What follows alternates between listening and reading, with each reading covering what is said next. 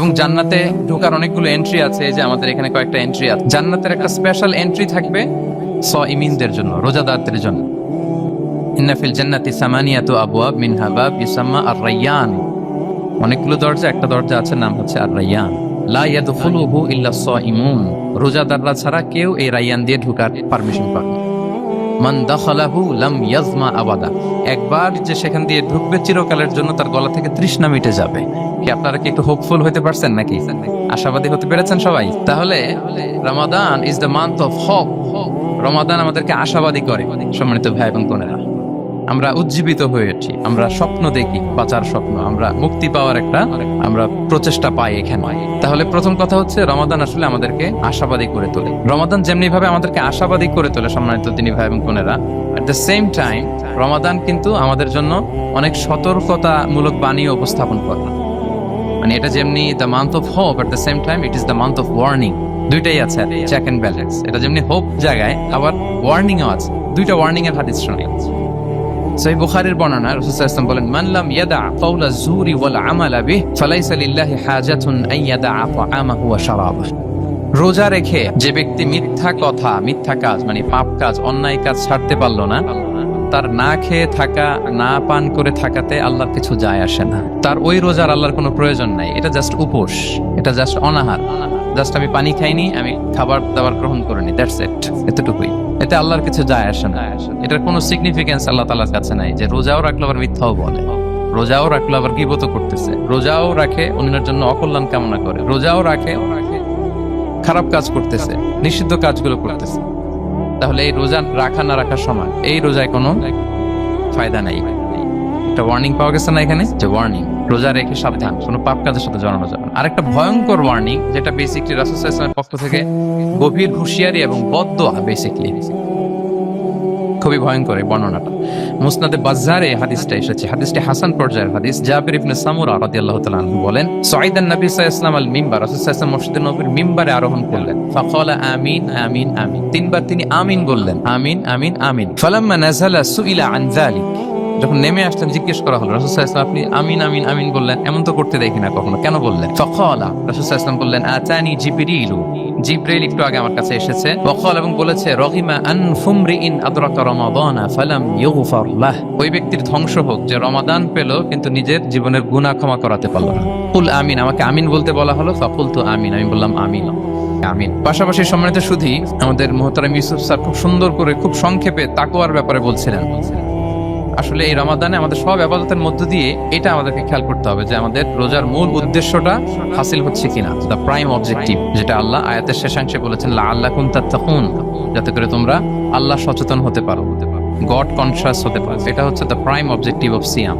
অনেকে বলে যে রোজার মূল উদ্দেশ্য হচ্ছে না খেয়ে থাকা, মানে ক্ষুধার যন্ত্রণা উপলব্ধি করা। No, it's not the prime objective of সিয়াম। অনেকে মনে করে যে গরিবদের কেমন কষ্ট হচ্ছে এটা উপলব্ধি করা হচ্ছে রোজার মূল উদ্দেশ্য। এরকম অনেক উদ্দেশ্যের কথা বলে, এগুলো একটাও কিন্তু রোজার প্রাইম অবজেক্টিভ না। প্রাইম অবজেক্টিভ আল্লাহ তাআলা বলে দিয়েছেন, লাআল্লাকুম তাত্তাকুন, মানে যাতে করে তোমরা আল্লাহ ভীরু হতে পারো। সো আমাদের সিয়াম টিয়াম, আমাদের সমস্ত প্রচেষ্টার মধ্য দিয়ে এই লাআল্লাকুম তাত্তাকুন অ্যাচিভ হচ্ছে কিনা এটা আমাদেরকে খেয়াল করতে হবে। যদি অ্যাচিভ হয়, so we are on the right track, তাহলে আমরা রাইট ট্র্যাকে আছি। আর যদি দেখেন যে না, এই লাআল্লাকুম তাত্তাকুন এ সামথিং, মানে এখানে কোনো একটা সমস্যা হয়ে যাচ্ছে, লাআল্লাকুম তাত্তাকুন এই যে প্রাইম অবজেক্টিভটা, এটা হচ্ছে না আমার। আর পরিপূর্ণ উদরপূর্তি করে ইফতার করালে রাসূলুল্লাহ সাল্লাল্লাহু আলাইহি ওয়াসাল্লাম বলেন, সেই কঠিন কিয়ামতের ময়দানে আল্লাহ তাআলা হাউজে কাউসারের পানি দিয়ে তার তৃষ্ণা দূর করবে। সুবহানাল্লাহি ওয়া বিহামদিহি। পাশাপাশি সিয়াম আমাদের কমিউনাল স্পিরিটটাকে বাড়ায়। এই যে স্যার বলতেছিলেন যে আমাদের ছাত্ররা ইউনাইটেড, আমাদের টিচার্স কমিউনিটি ইউনাইটেড, পুরো বাংলাদেশ কমিউনিটি ইউনাইটেড। এই যে আমরা যে ইউনাইটেড, তার একটা চিত্র কিন্তু এই যে দেখা যাচ্ছে।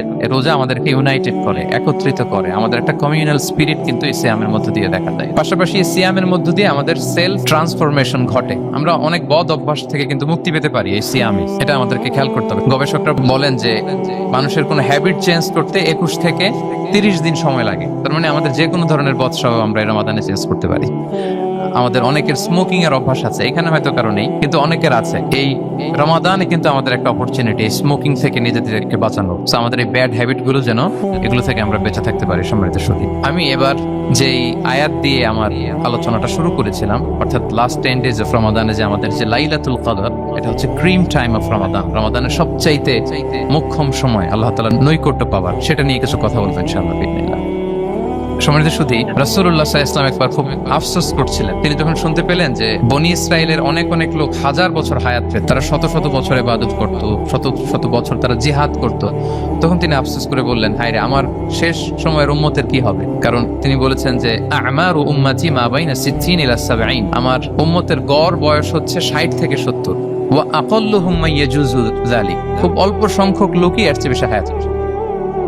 রাসূল সাল্লাল্লাহু আলাইহি ওয়াসাল্লাম যখন দেখলেন যে শত শত বছর হায়াত পেয়েছে বনি ইসরাইলের লোকেরা, বনি ইসরাইলের ওরা শত শত বছর জিহাদ করেছে, তো আমার উম্মত তো 60 বছরে তার হায়াতই শেষ, 60 থেকে 70 এর মধ্যে তার জীবনই শেষ, তা আমার গুনাহগার উম্মতের কি হবে? রাসূল সাল্লাল্লাহু আলাইহি ওয়াসাল্লাম খুব আফসোস করছেন।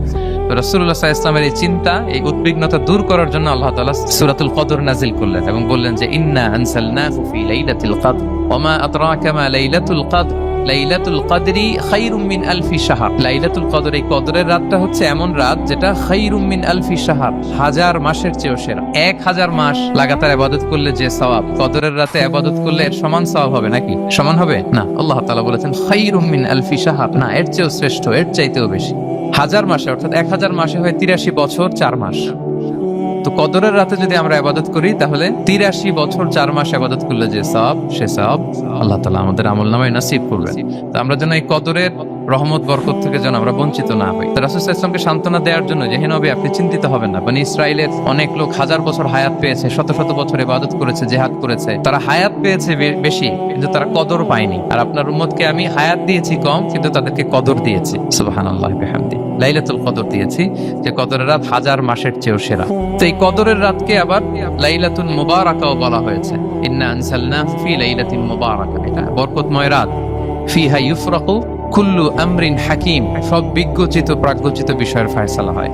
এটা বেসিক্যালি একটা বাজেট রাত বলা যায়। এ রাতে আগামী 1 বছরে আমাদের কি ঘটবে না ঘটবে আল্লাহ তাআলা এটার বাজেট করেন, এটাকে রিভাইজ করেন। সো এই রাতটা অনেক গুরুত্বপূর্ণ। তো এই কদরের রাত, এটা কবে, এটা স্পেসিফিক, মানে সুনির্দিষ্ট ছিল। রাসূল সাল্লাল্লাহু আলাইহি ওয়াসাল্লাম আমাদেরকে জানাতে চেয়েছিলেন কবে, কিন্তু রাসূল সাল্লাল্লাহু আলাইহি ওয়াসাল্লাম জানাতে পারেননি। সহিহ বুখারীতে এসেছে যে রাসূল সাল্লাল্লাহু আলাইহি ওয়াসাল্লাম খারাজান নবী সাল্লাল্লাহু আলাইহি ওয়াসাল্লাম লিয়ুখবিরানা বিলাইলাতিল কদর। উবাদা ইবনে সামিত রাদিয়াল্লাহু তাআলা বলেন, রাসূল সাল্লাল্লাহু আলাইহি ওয়াসাল্লাম আমাদেরকে জানাতে বের হয়েছিলেন যে কবে কদরের রাতটা। ফাতালাহা রাজুলান মিনাল মুসলিমিন, হঠাৎ মুসলমানদের মধ্যে থেকে দুইজন ঝগড়া লাগলো, তর্ক লাগলো। আর রাসূল সাল্লাল্লাহু আলাইহি ওয়াসাল্লাম হঠাৎ করে ওই ঝগড়ার দিকে খেয়াল করলেন, ওই দিকে খেয়াল করে ওই তারিখটার কথা তিনি ভুলে গেলেন। ফারুফিআ, রাসূল সাল্লাল্লাহু আলাইহি ওয়াসাল্লাম বললেন, আমার হৃদয় থেকে, অন্তঃকরণ থেকে এটাকে উঠিয়ে নেওয়া হলো। এখন আমি মনেই করতে পারছি না এটা কি 23 না 25 না 27 না 29, আমি মনে করতে পারছি না। এজন্য রাসূল সাল্লাল্লাহু আলাইহি ওয়াসাল্লাম বলেছেন যে তবে আমি এতটুকু মনে করতে পারছি, ফালতামিসুহা ফিল আশরিল আওয়াখিরি ফিল ফিত্রি, রমাদানের শেষ দশকের বেজর রাত্রিগুলোতে তোমরা কদর তালাশ করো। বেজর রাতে যদি তোমরা কদর তালাশ করো তাহলে এই কদর সুনিশ্চিতভাবে তোমরা পাবে। তো এই জন্য স্কলাররা সবসময় বলেন যে লাস্ট 10 days অফ রমাদান খুব গুরুত্বপূর্ণ, সবচেয়ে the cream time of Ramadan. I repeat, এটা রমাদানের একেবারে মাহেন্দ্রক্ষণ। 10 রাতের যে কোনো রাত কদর হয়ে যেতে পারে, বিশেষ করে অড নাইটস গুলো 21, 23, 25, 27 এবং 29, যে কোনো দিন হয়ে যেতে পারে কদর। সো বুদ্ধিমানের কাজ হচ্ছে আমরা যেন রমাদানের শেষ 10 রাতে লাগাতার একইভাবে একই স্পিডে আমরা যেন ইবাদত করি। কোন রাতে বেশি করলাম, হয়তো 27 রাতে আমি খুব ভাব গাম্ভীর্য নিয়ে, খুব আবেগ নিয়ে ইবাদত করলাম, কিন্তু হয়ে যেতে পারে যে এবছর কদর ছিল 25 রাত, হতে পারে না? পারে। তো আমরা তো মিস করে ফেললাম। তো আমরা যেন মিস না করি। বুদ্ধিমানের কাজ হবে সমান তালে ইবাদত করা, এবং এটা এত গুরুত্বপূর্ণ। রাসূল সাল্লাল্লাহু আলাইহি ওয়াসাল্লাম এত এমফাসাইজ করে কোন রাতের কথা বলেনি। আরবি মাস অনুযায়ী 354টা রাতের মধ্যে সবচাইতে শ্রেষ্ঠ রাত, সবচাইতে শ্রেষ্ঠ রাত সূর্য ডোবার পর থেকে হাত্তা মাতলাইল ফাজর, ফজরের সূচনা লগ্ন পর্যন্ত শান্তিময় এ রাত, বরকতের এ রাত। রাসূল সাল্লাল্লাহু আলাইহি ওয়াসাল্লাম বলেছেন, মান হুরিমা খায়রাহা ফাকাদ হুরিম, যে কদরের বরকত থেকে, খায়ের থেকে বঞ্চিত হলো সে আসলেই বঞ্চিত। হি ইজ দ্য লুজার, সে হতভাগা, সে পোড়া কপাল, সে বঞ্চিত। মান হুরিমা খায়রাহা ফাকাদ হুরিম, যে কদর পেল না সে হতভাগা। এখন আমরা কি হতভাগা হতে চাই? আমরা তো শুরুতে অনেক হোপফুল ছিলাম, এত এত ব্লেসিংস, এত এত বরকত, রহমতের ফলগু ধারায় আমরা প্লাবিত হচ্ছি রমাদানে। তো আমরা তো হতভাগা হতে চাই না। তো আমরা যেন এই শেষ 10 দিন এক তালে আন্তরিকতার সাথে ঈমান ও ইহতিসাবা আমরা যেন ইবাদত করি সম্মানিত ভাই এবং বোনেরা। তাহলে আমরা সৌভাগ্যশীলদের অন্তর্ভুক্ত হতে চাই, হতভাগা হতে চাই না। আমরা এবার একটু শুনবো যে রাসূলুল্লাহ সাল্লাল্লাহু আলাইহি ওয়াসাল্লাম কদরের রাতগুলোতে কি কি ইবাদত করতেন। আমি খুঁজে 5টা আমলের কথা পেয়েছি, বিশেষভাবে কমন যে আমলগুলো সেগুলো তো ছিলই, বিশেষভাবে 5টা কাজ রাসূল সাল্লাল্লাহু আলাইহি ওয়াসাল্লাম এই কদরের রাতে করতেন। 1 নম্বর কাজ হচ্ছে তিনি সারা রাত জেগে ইবাদত করতেন এবং পরিবারের লোকদেরকে ঘুমোতে দিতেন না, উঠিয়ে দিতেন। বছরের অন্য কোনো সময়ে সারা রাত জেগে ইবাদত করার কোনো নজির রাসূল সাল্লাল্লাহু আলাইহি ওয়াসাল্লামের জীবনে ছিল না। সব রাতে ঘুমাতেন। আমি জোহর বারুতে একটা কনভেনশনে the daily routine of prophet সাল্লাল্লাহু আলাইহি ওয়াসাল্লাম একটা আলোচনা করেছিলাম, যেখানে রাসূল সাল্লাল্লাহু আলাইহি ওয়াসাল্লামের দৈনন্দিন জীবনের রুটিন আলোচনা করেছিলাম। সেখানে আমরা বলেছি যে রাসূল সাল্লাল্লাহু আলাইহি ওয়াসাল্লামের দৈনন্দিন অভ্যাস ছিল তিনি এশার পরেই তাড়াতাড়ি ঘুমিয়ে পড়তেন।